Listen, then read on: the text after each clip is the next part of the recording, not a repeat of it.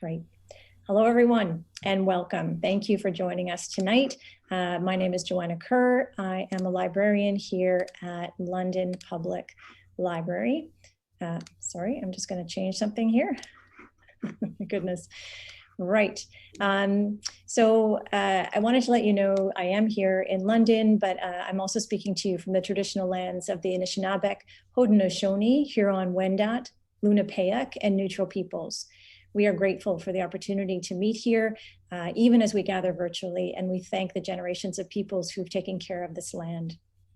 Tonight, we welcome Lois Adamson with the Stratford Festival for the last of our 3 program series on the unique aspects of this year's Stratford Festival, as well as Steve Ross, co-director of the program we're featuring tonight.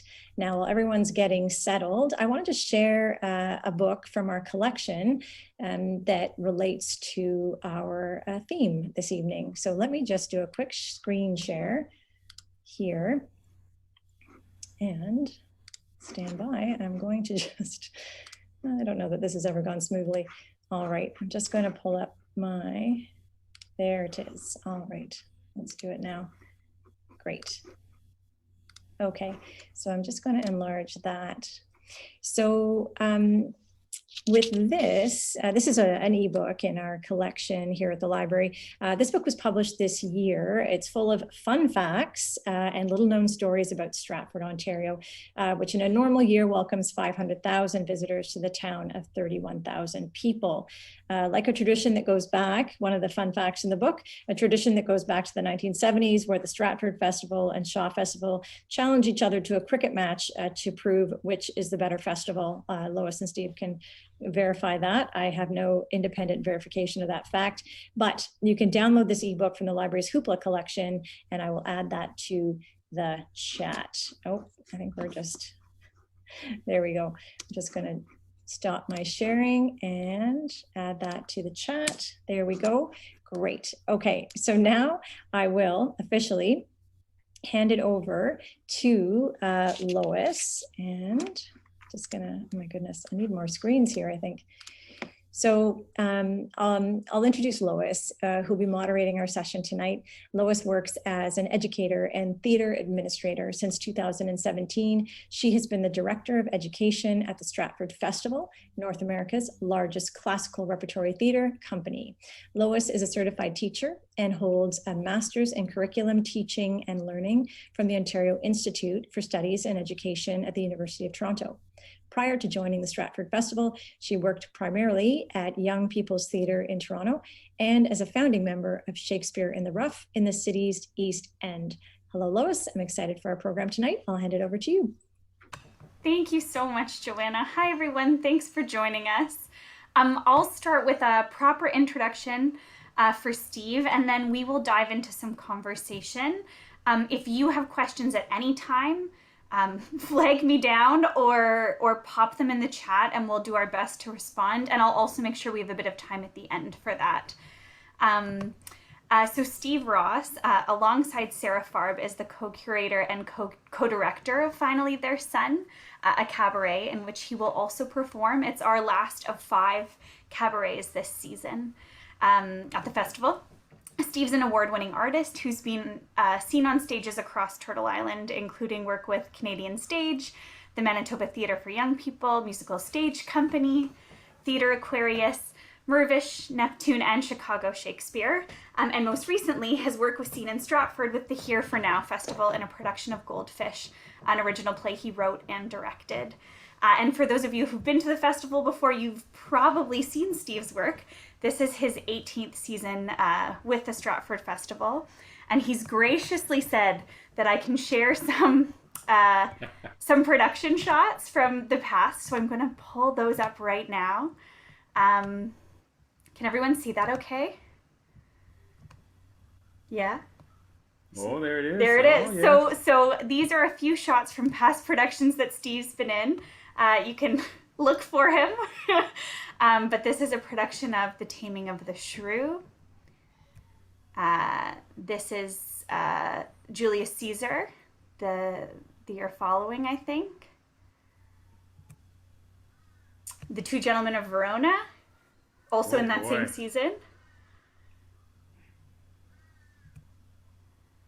This is a more recent production of The Alchemist.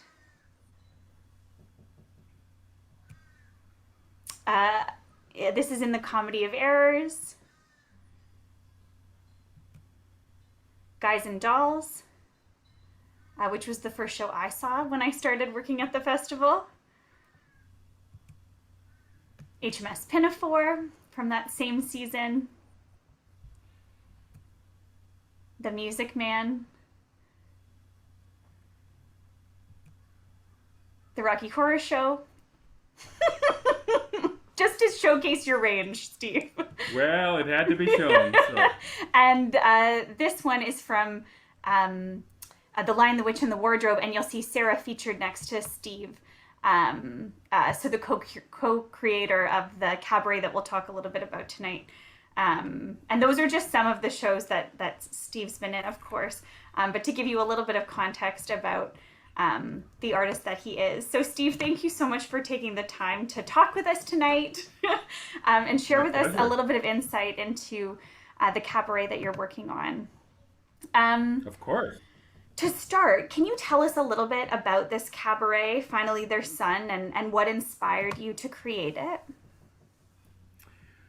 We originally were going to remount a cabaret. Sarah and I have done 2 cabarets prior to this together, and I have done a third one on my own with Franklin Braz, who has done all of them as our musical director.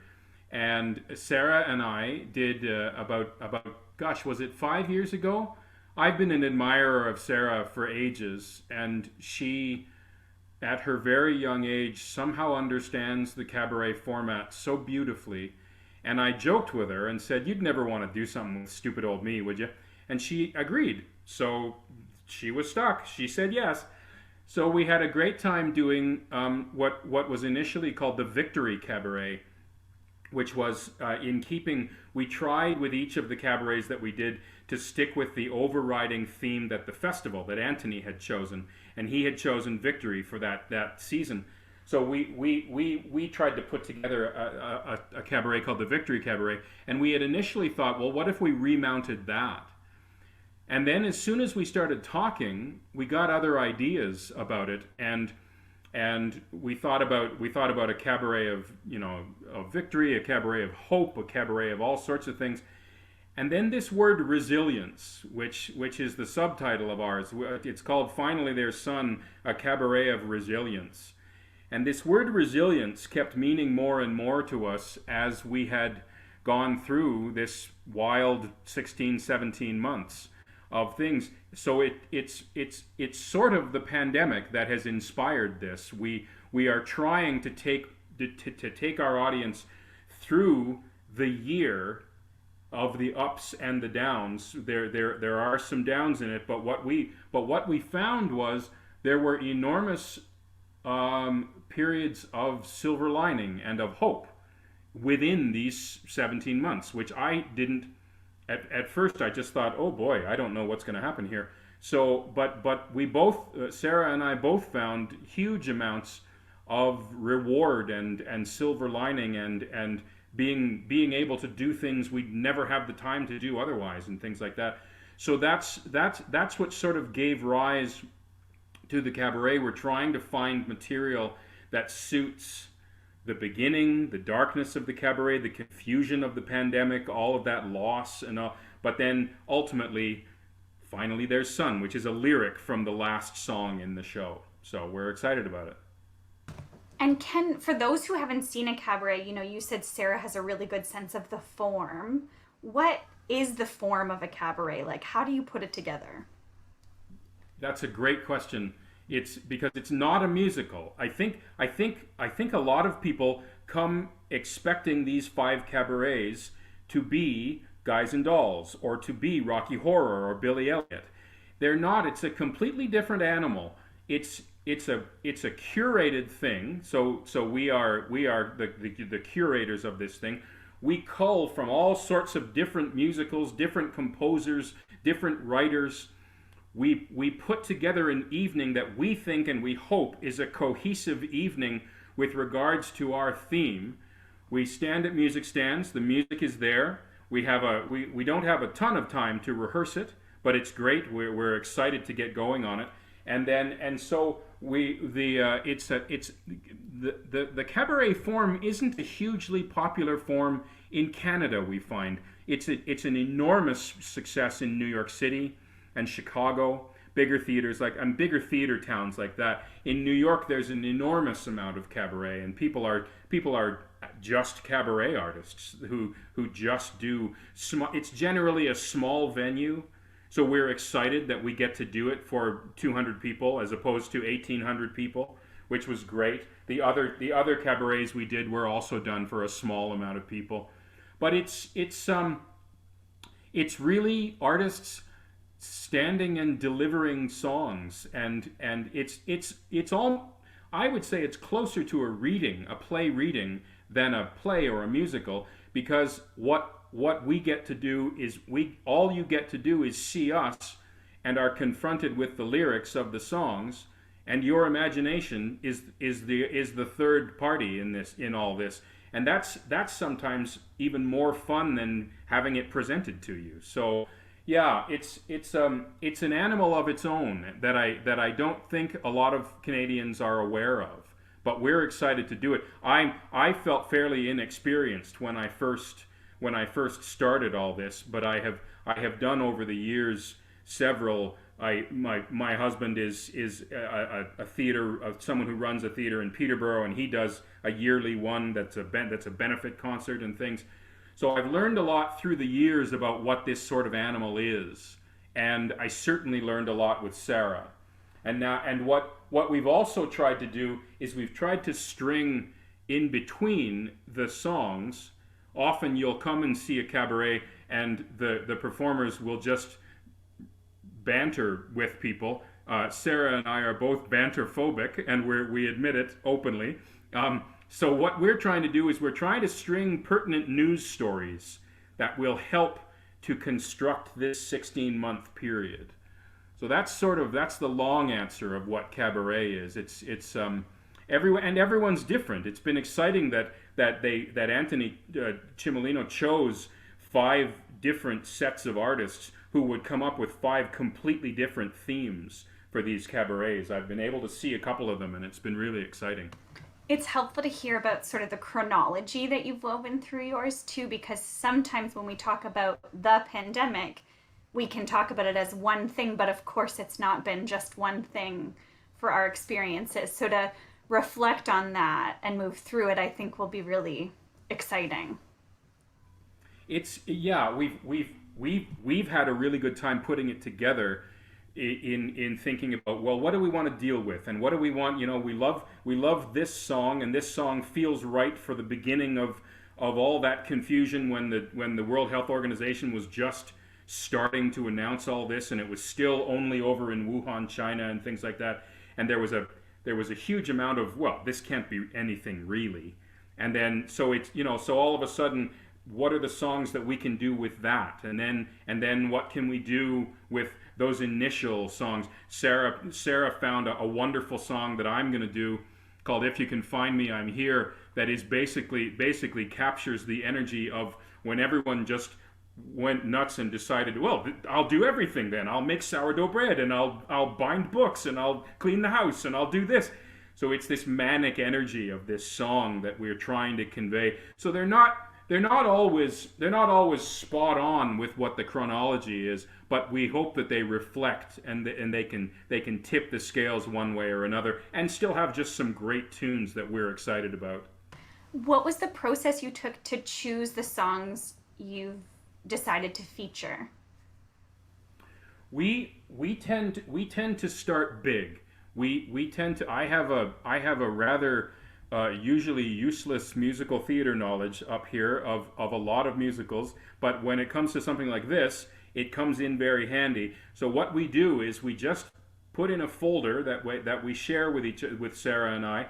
We put in a folder upwards of 100, 200 songs, and we live with that for a while, and we gradually think, no, that one's not good. Yes to this one, definitely. Yes to this one. Yes to this one. And so that's how we start, and then we hone it down. And then it's been interesting with this one there is a real I don't want to say difficulty, but there's a real process to getting the rights for all of this music. We lean towards, Sarah and I lean towards a lot of new composers as well. And new composers have a very different feeling about Cabaret than, say, Stephen Sondheim or Rodgers and Hammerstein and things like that. So what we try to do is we do a mix of songs that people will maybe know and songs that people won't know, but they'll be happy to know once they leave and that kind of thing. So yeah, we tend to start big, and we start well in advance. This was wonderful that this first became a possibility back in December. So we've been working on it since December, which is great that we've had all this time to say, I don't know, that one's not perfect, but this one's definitely perfect. And so and there were 3 or 4 songs that we really wanted to sort of hang our hats on with it, and so we're pleased that the rights have come through with those and things, and so we continue to do that. We're still, I think we've got it down to our set, but we'll see. There are 2 other folks joining us as well. We're very excited. It's going to be 4 wonderful performers. So we're very excited to welcome 2 folks who have never been to Stratford, and they're brand new graduates from theater school. One of our pals graduated into COVID. So I'll be so interested in hearing what that's been like. I had the chance to work with Noah Beamer when he was still in you? school. Yeah, one of the 4 singers. And I think he's really looking forward to it. I'm very excited. Yeah. Is there a particular song that you're really excited about, or is there like an anchor point to it? You mentioned there were 3 to 4 songs, but is there one that you're like really excited to explore? There's 2. I mean, I'm excited about all of them. There's a song called Hope that we sort of very early on said, please say yes to this, Mr. Composer, and he did, which was great. It took a while, but he did say yes. So that's a song that I have, and I asked Sarah if I could sing it all along. It's a very simple song, but I love the sentiment of it so much. Another thing that we're really excited about is our 4th person, besides Noah Beamer. Her name is Jermaine Conji. She's this gal who graduated into COVID. She's a composer herself, and she wrote a song. We think it's going to be a real highlight of the thing. The title is dark. It's called The Smearing of Silent Blood, but it's all about, we couldn't ignore Black Lives Matter in these 16 months. So we have a section of that deals with some Black Lives Matter and some about all the shootings and all the George Floyd's death and things like this. And so she has written quite a beautiful sound poem for this, and she very generously has agreed to do it as part of the Cabaret. So we're very excited that sort of falls in the middle of our show. That's something that we can. It's sort of the apex, and then we can start to come out of the dark into the light, as it were. But we're very excited about that. Yeah. So you mentioned this song Hope. I think artists are some of the people in my life I know who've been most affected during the pandemic in being unable to do the work that they do when the work that they do is so much a part of who they are. And I'm wondering where you found hope over the course of the pandemic. Through little things, through a lot of little things. I was pretty lost at the beginning, I would say. I think it's fair to say those first 4 months I was pretty lost, and I made myself some promises that I wouldn't do anything foolish. I wouldn't take a panicked part-time job or anything. I would just wait and see. And the first thing that really sort of saved me was I decided I would go through the entire Shakespearean canon, all 37 plays. And I have some videos of them. So I watched all 37 of the canon, which was quite amazing. I didn't know that I was going to do the whole thing at first. I just thought, oh, okay, I'll watch a couple that I haven't had a chance to watch and catch up on. But what it did was it was such an escape. It didn't mean watching the news. It didn't mean looking at any numbers, any daily numbers that were up or down. It didn't mean anything but really listening and training my ear again to I would watch one version with the subtitles, and then I would watch another version without the subtitles, and it was wonderful to retrain my ear with regards to Shakespeare. It was just fantastic to go back and to re-examine plays that I love, and to see ones that I didn't really know and weren't on my radar and things like that. So that was quite amazing. And then I went back to university online. I got my degree 30 years later. So that was that was great. I didn't know it was possible. I didn't know I was that close to getting my degree, and it took a full semester to do all the work and to challenge for all the credits from my other theater schooling and things like that. But I am 30 years later an official university graduate. So that's that, and I found that gave me structure, which was great. I didn't realize how much I would miss structure when we were away from. All of a sudden, everything was taken away from you, and there was just these days of, what will I do today? I don't have to do anything, and it was quite weird. So going back to school gave me structure, and from that, the next real thing that gave me hope was I started to write. I had never written before, and so I started to write in January, just in an effort, not in an effort to have anything produced. It was just in an effort to keep that structure going in my day. So I would get out of bed and I would write for 4 hours from 8 in the morning until noon. And out of that came this play, this two-person play that was sort of a Valentine to my father, called Goldfish, that ended up getting accepted to a small festival here in Stratford, and we just finished a nice, successful run of it. So it was the most.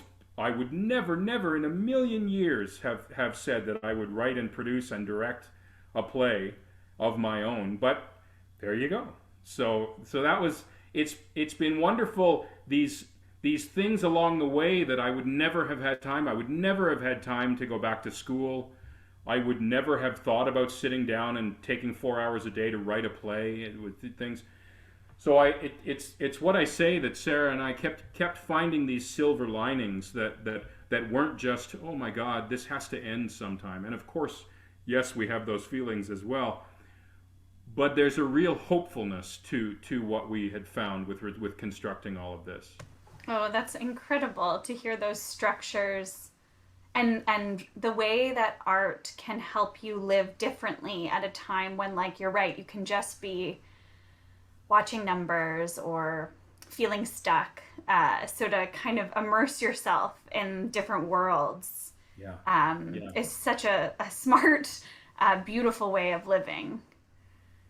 Yeah, very. I was so pleased, and they each time would just sort of present themselves. So I learned to wait for the next thing to present itself, as opposed to thinking, I'm going to do this today. Yeah. I just sort of let things go. I just sort of went down the river with it, and fortunately, I feel really lucky that things cropped up as they did. I'm really pleased with it. Mm-hmm. And it sounds like your practice as an artist has changed a little bit too over the last year and a half. Is there anything that you want to do differently when you go into rehearsal for this cabaret, or anything you hope people will bring with them? I'm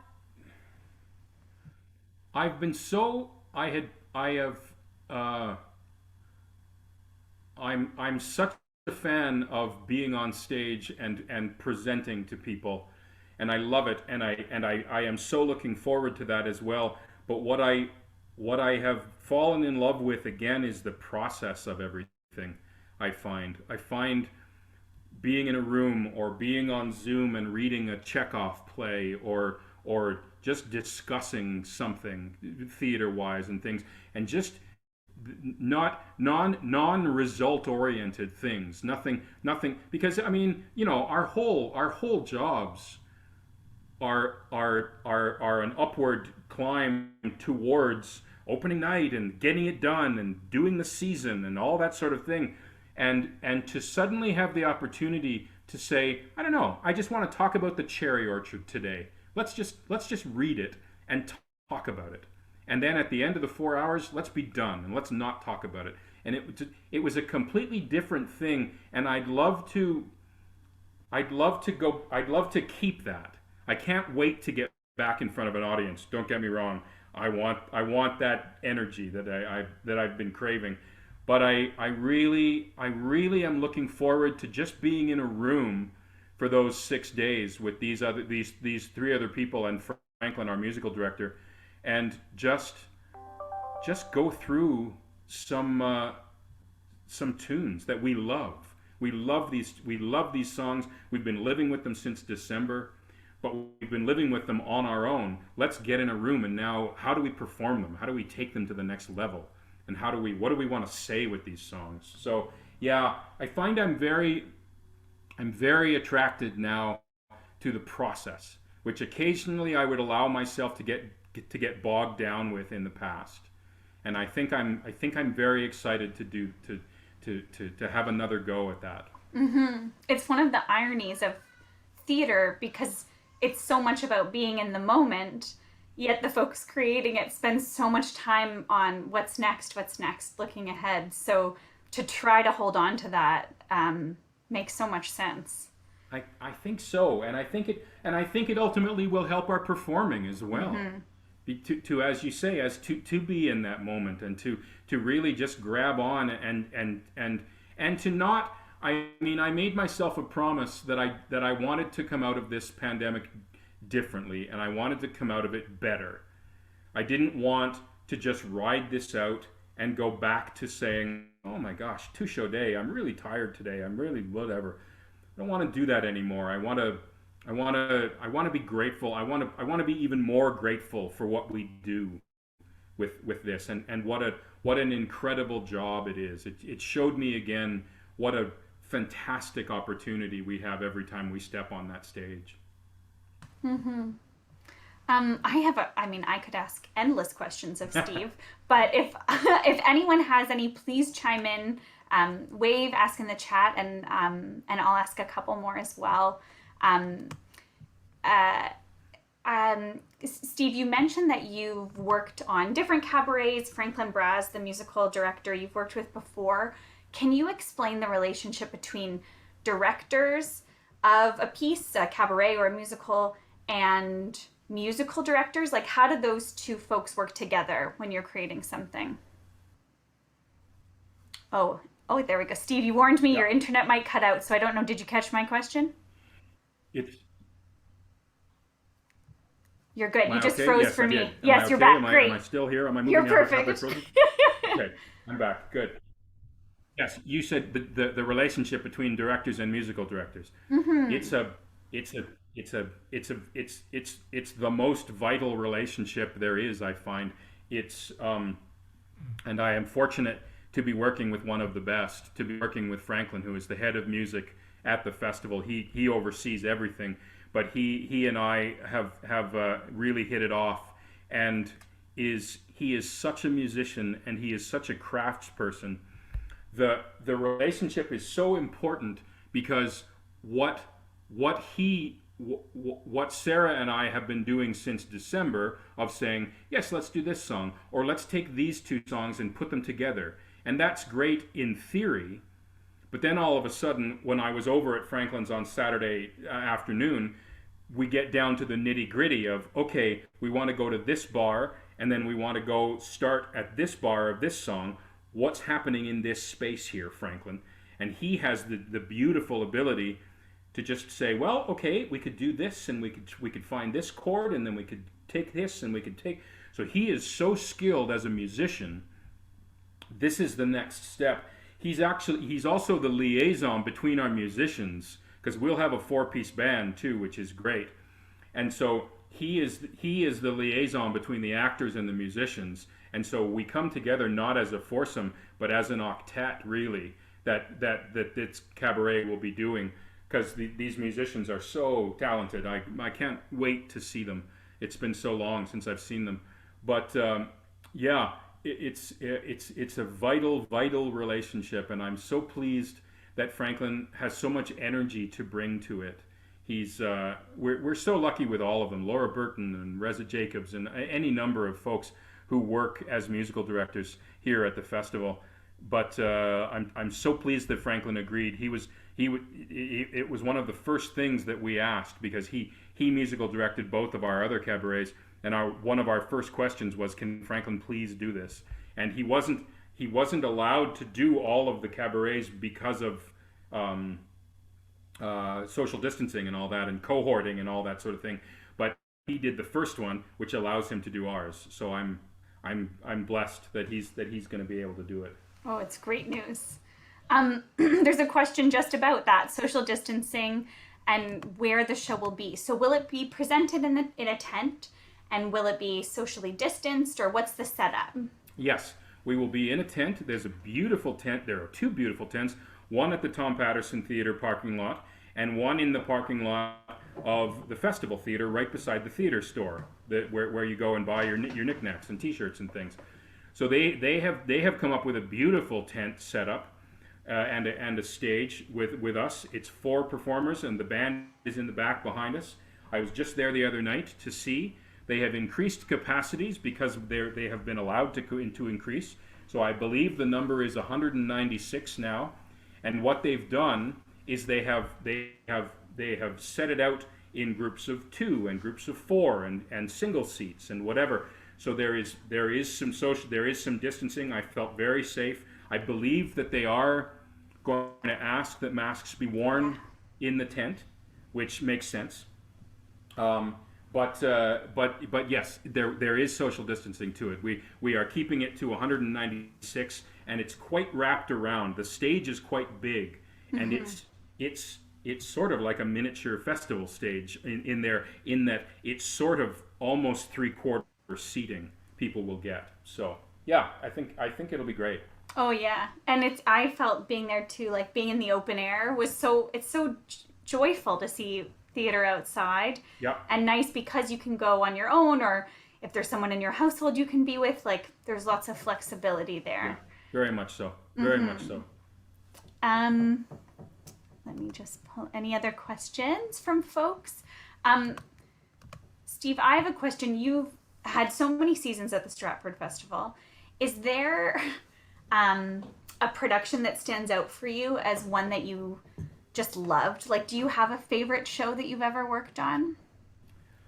I have many, but I think I get asked that question a lot, and I think we did a production of The Grapes of Wrath.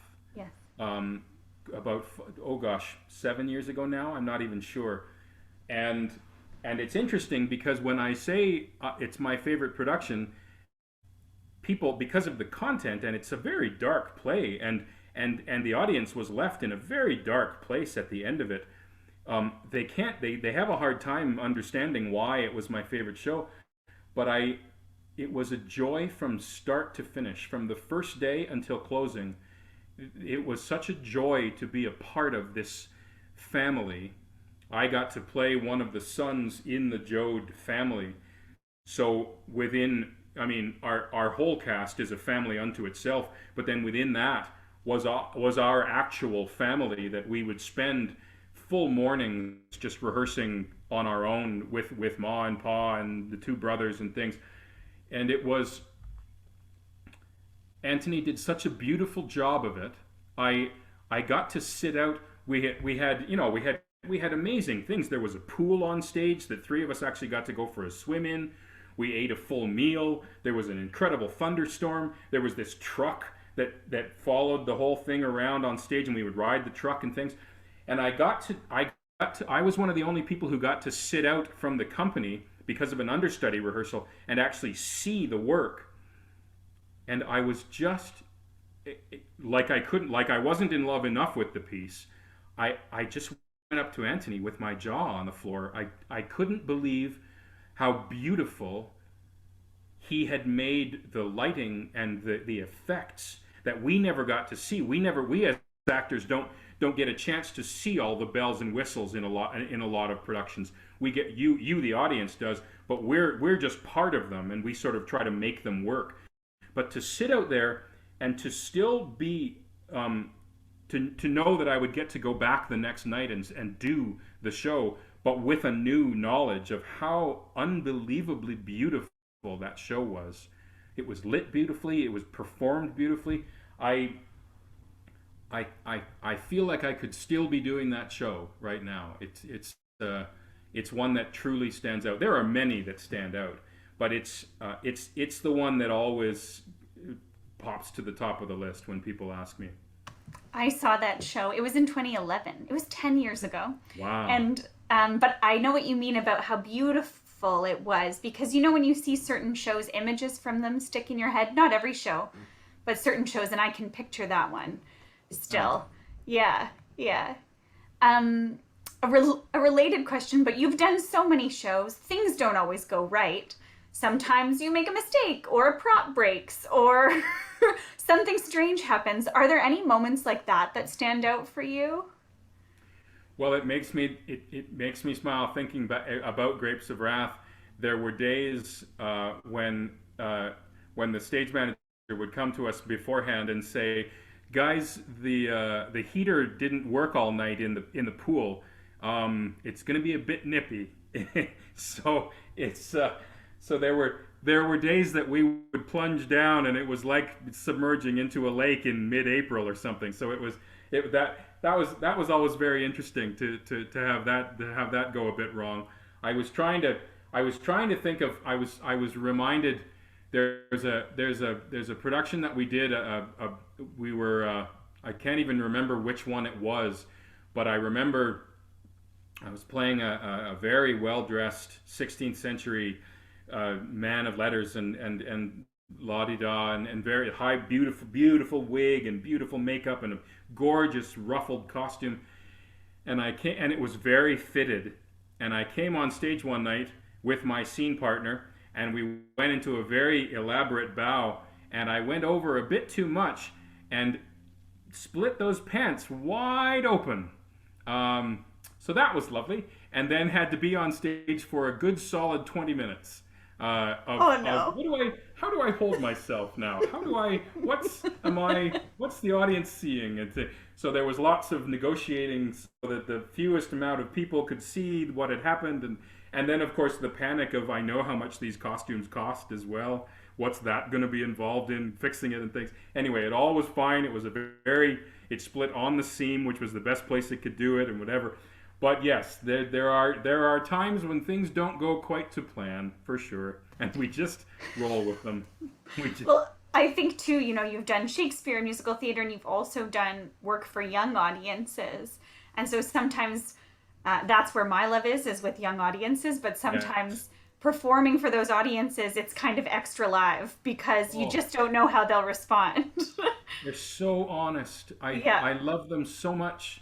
I got to do a wonderful show called A Year with Frog and Toad at Manitoba Theatre for Young People. Unbelievable. I think you did it at YPT as well. But it was one of the true family shows that we did, as opposed to a show for children. I find that there's a real difference when adults can come and get something out of a show as well. And you saw that show. Thank you. I'm so glad. It was again one of the highlights of my career. But they're so honest. And the show was 90 minutes long without an intermission, and without fail, at the 1 hour mark, you could feel the kids sort of start to, I need to get up and I need to, and it was like a clock going off. It was like an alarm going off. You knew, okay, we're at the 1 hour mark. They're starting to get restless, and then they would settle again. And then what they very smartly did was they stopped the show after a while, and we did a 2-minute stretch break, and it solved everything.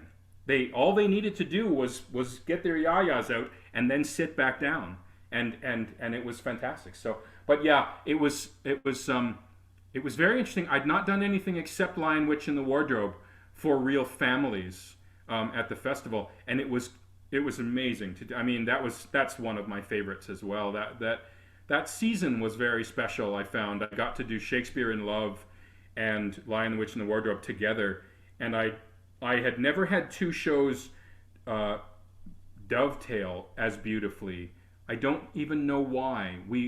A lot of us in the casts, because a lot of us we're in both shows, and we we just kind of stopped questioning it after a while, because there was so much that you would learn in one show that you would bring into the other, and it was a beautiful experience. But to hear a pin drop with those, because sometimes you wonder if you're getting through to those kids, and you wonder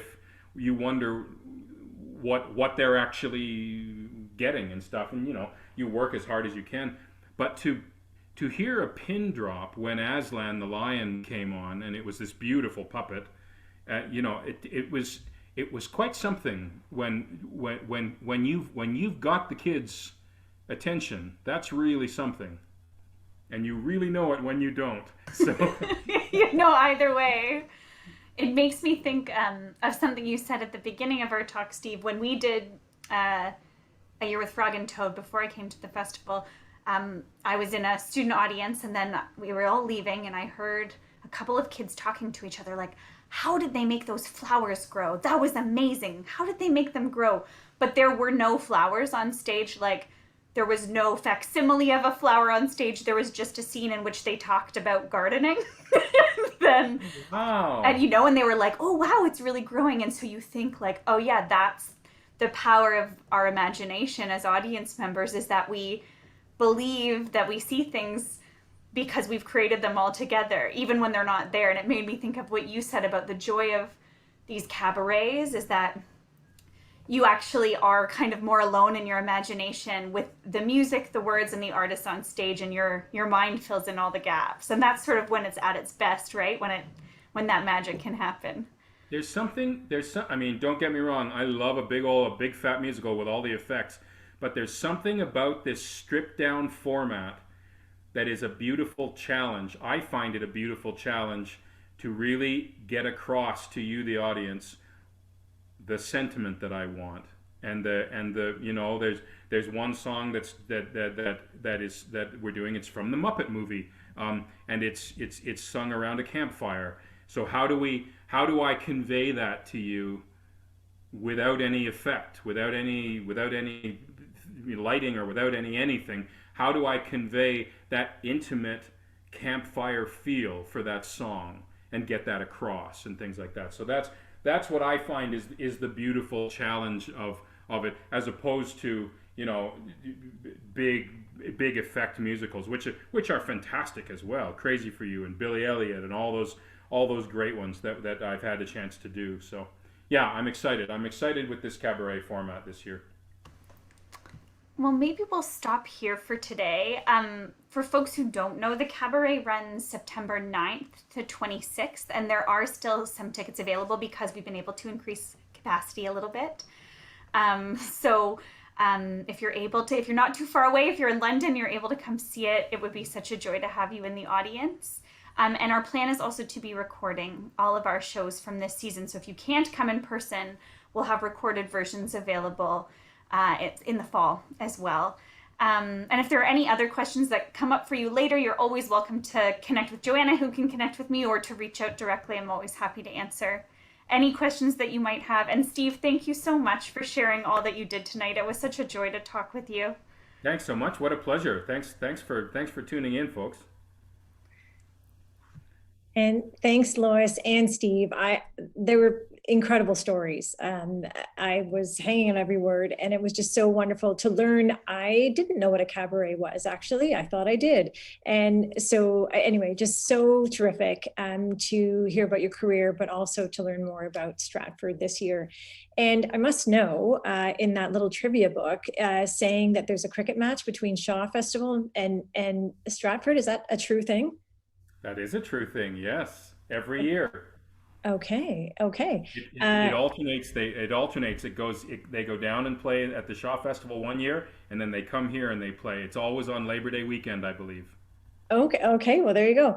And who, I mean, who participates in this kind of game? Is who? I don't. There's so many questions. It's company members. It's generally company members. They practice just like a baseball team would practice through the year, and then it all culminates on the with the big match. Okay. Well, you learn something every day. I mean, books, right? So, so I want to thank you both so much, but also really to thank Lois because this 3 series kind of pared down Stratford Public Library program series this year. It's been different, but I'm so glad we could do it. I'm so glad we could hear the stories from the festival this year and just learn about how things are happening, how you got it off the ground, because it was wonderful to start from that place of seeing all those behind the scenes videos and getting everything ready to go, and even the sneak peek about the new renovations too at I think it's Tom Patterson Theatre. So anyway, excited about the series, and I'm just going to check back to see the chat just before we wrap up. Oh, you've answered it, Lois. Thanks.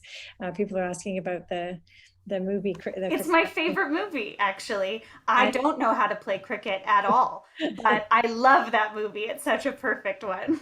But it's just like that. That's exactly what we do. Yeah. Perfect. Okay, well, if there are no other questions, I really thank everyone for joining us tonight and throughout the series, our friends at Stratford. I'm so glad you could help make this happen. And really, I'll leave it to Lois for the last word, but just thank you to everyone. Oh, thanks, Joanna. It was our pleasure. Thanks for including us in these strange times, and we'll look forward to more programming together in person in Stratford, in London, and virtually, of course. Thanks, everyone. Thanks. Bye. Thanks, Steve. Take care. Thanks. Thanks so much.